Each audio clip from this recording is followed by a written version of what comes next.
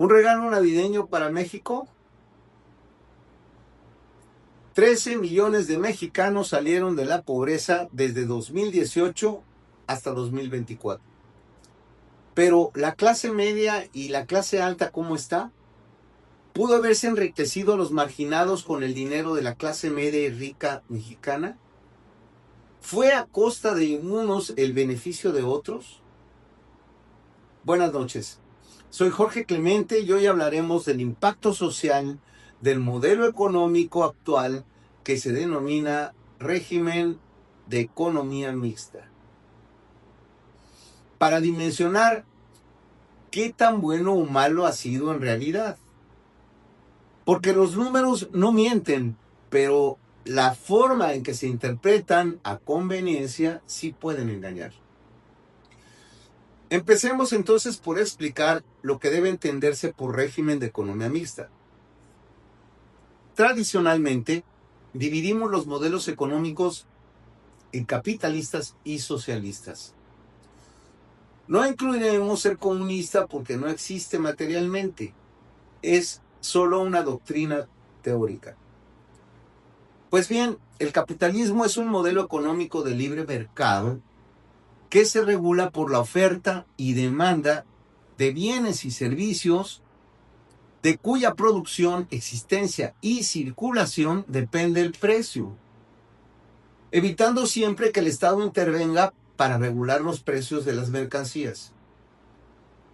El régimen socialista, en cambio, propone que los bienes y servicios que se consumen en sus países estén controlados por los estados, interviniendo directamente en los valores y precios y subvencionando a los productores de sus naciones para que sus productos puedan competir con los de otros países, a los cuales también a veces les aplican restricciones o tarifas y aranceles para que sus precios se eleven artificialmente al ingresar al país socialista importador y lleguen al mercado consumidor a precios similares a los de sus productores locales. Entre un extremo y otro, hay una gama de matices que los países adoptan según sus culturas y corrientes políticas predominantes. Un ejemplo de socialismo casi puro sería el chino antes de su apertura al mercado mundial, o el cubano. Y un ejemplo de capitalismo casi puro sería Estados Unidos antes de sus políticas arancelarias y proteccionistas. En México, el régimen económico es de economía mixta, lo cual significa que en algunos rubros el Estado interviene para regular el mercado, tal como lo vemos en el tema de petróleo y energía eléctrica o litio, porque se consideran de seguridad nacional, mientras conserva un régimen de libre mercado en lo que se refiere a la propiedad privada y los precios de otras mercancías o servicios. Entendido lo anterior, estamos en condiciones de poder evaluar si el régimen económico y las políticas públicas en esa materia han sido adecuadas y correctamente implementadas por los gobiernos de la Cuarta Transformación de 2018 a la fecha. Vamos a descubrir cosas interesantes. Particularmente me referiría a su impacto directo en las clases sociales, es decir, la pobreza en la clase media y los ricos del país.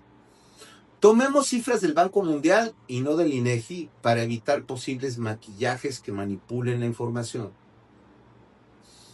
Según el Banco Mundial, del año 2000 al 2024, la pobreza disminuyó de 55.1% a 21.7%, es decir, decreció más del 30%.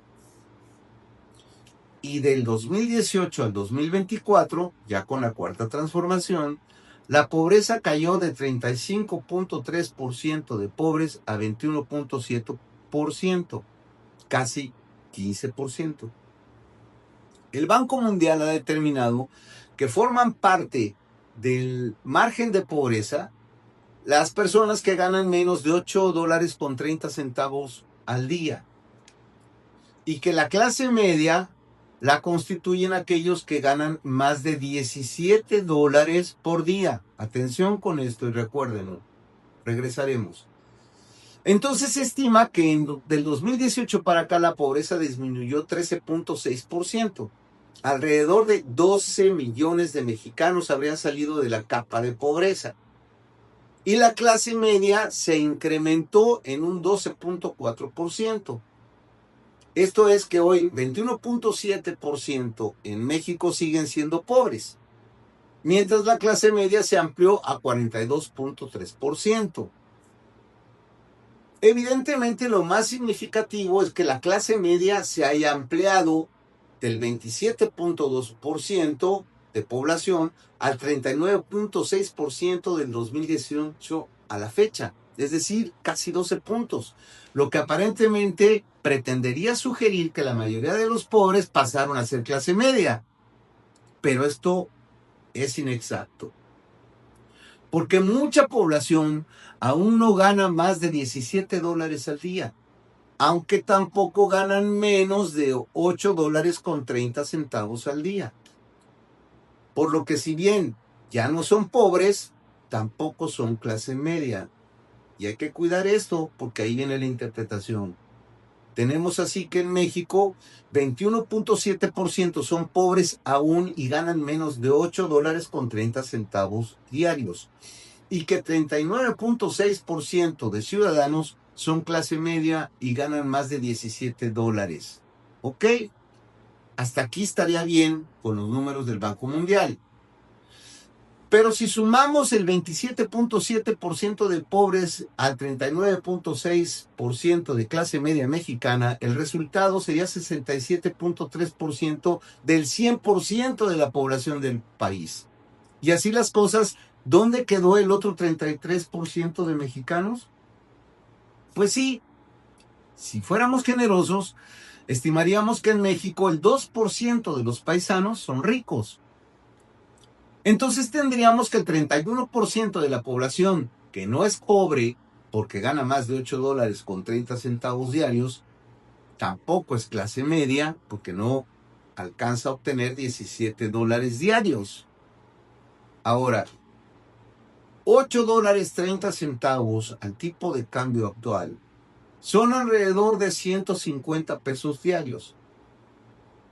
Así que quien gana menos de esto es el 21.7% del pueblo mexicano. Es decir, ganan alrededor de 4,500 pesos mensuales ese porcentaje. Y por otro lado, $17 al día, hoy son aproximadamente 306 pesos diarios.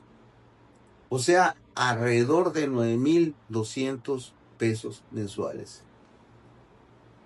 Esto significa que entre quienes ganan más de $8.30, pero menos de $17, no están clasificados, porque no son clase media ni son pobres.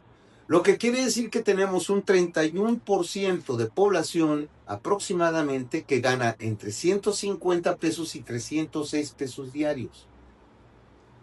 El reto entonces es operar para que ese 31% se incorpore a la clase media, ganen más de $17 diarios, porque según los reportes del estado actual, en México aún tendríamos cerca de 40,300,000 paisanos en riesgo de pobreza. O sea que viven entre la pobreza y la clase media.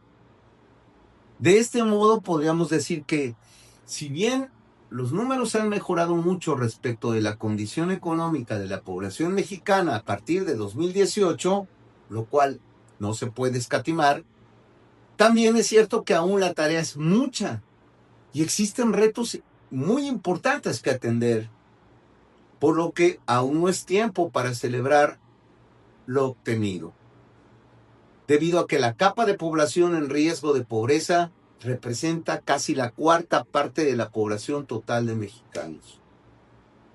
Hay que reconocer, por otro lado, que el modelo económico mixto y las políticas públicas en materia económica en el país han dado muy buenos resultados en general.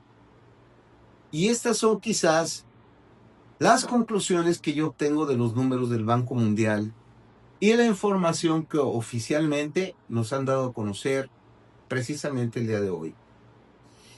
Así que muy bien, pero muy insuficiente aún. Por lo tanto, no es tiempo aún de celebrar superficialidades, porque todavía hay muchos riesgos por delante y México tiene un gran reto que asumir en el contexto internacional, librando los estertores y convulsiones del poderoso moribundo del norte. ¿Podrías obtener otras conclusiones de estos números del Banco Mundial? ¿Es tiempo de celebrar o de empujar con más fuerza? Coméntame por esta vía y comparte el material para ampliar el debate. No olvides darle like si lo estimas digno y suscríbete a mis redes donde me encuentras como Clemente Pérez Jorge para que mantengamos diálogos sobre temas que debamos discutir como sociedad civil politizada e informada. Te mando un abrazo fraterno y hasta pronto. Buenas noches.